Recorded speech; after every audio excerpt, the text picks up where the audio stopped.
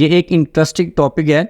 Fatty liver पर एक research सामने आई जिसके मुताबिक 14 दिन के अंदर फैटी लीवर को 50% तक कम किया जा सकता है।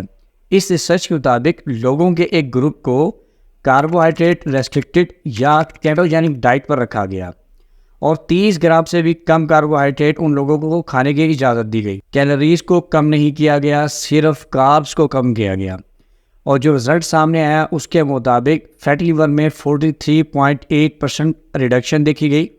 और अगर ketogenic diet plus intermittent fasting दोनों को मिला दिया जाए तो फैटी लीवर में 50% तक कमी की जा सकती है। कार्बोहाइड्रेट का मतलब है निशास्तदार ग़िज़ाएँ, छने हुए आटे की रोटी, पिज़्ज़ा, नान, पकोड़ा, समोसा, चीनी, चावल, कैनोला ऑयल, ये सब सिंपल कार्ब्स में आती हैं, जबकि हमें कम्प्लेक्स कार्बोहाइड्रेट की ज़रूरत होती है। एक दिन में 30 ग्राम से भी कम कार्ब्स खाने का ये मतलब है कि एक दिन में सिर्फ आप 2 छोटी रोटी खा सकते हैं जिसमें 24 ग्राम कार्ब्स होती हैं, या 30 ग्राम आप चावल पके हुए खा सकते हैं जिसमें 23 ग्राम कार्ब्स होते हैं, या आप 30 ग्राम दाल खा सकते हैं जिसमें 20 ग्राम कार्ब्स होते हैं। कुछ और इंटरेस्टिंग बातें सामने आई।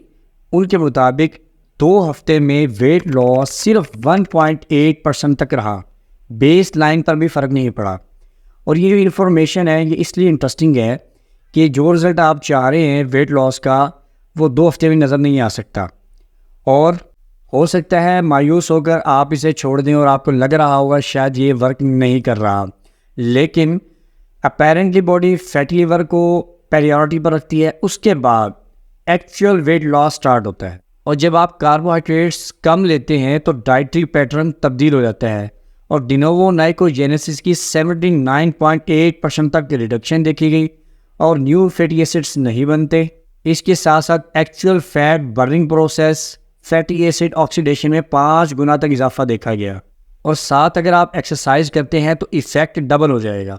यहाँ पर फैट बर्न भी कम रहा है और बर्न भी ज़्यादा हो रहा है। इसके अलावा कुछ और इंटरेस्टिंग फाइंडिंग्स देखने को मिली। इस ग्रुप के पार्टिसिपेंट्स में low fasting insulin, definitely better insulin sensitivity और लो इंसुलिन रेजिस्टेंस मिली। इनके अंदर कैलोरीज को कम नहीं किया गया, लीवर की सोजिश में कमी देखी गई, इंक्रीज फोलेट लेवल को देखा गया।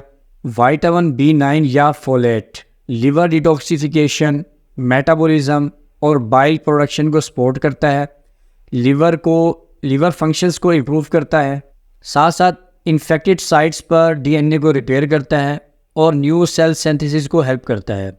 फैट मेटाबॉलिज्म अच्छे से हो पाता है और वैसे भी केटोजेनिक डाइट में फोलेट लेवल ब्लड में बढ़े हुए मिलते हैं। अब हम इसको समराइज़ करते हैं। हमने सिंपल कार्ब्स नहीं लेने, हमने कम्प्लेक्स कार्ब्स लेने हैं। दिन में 30 ग्राम से ज़्यादा कार्ब्स नहीं लेनी।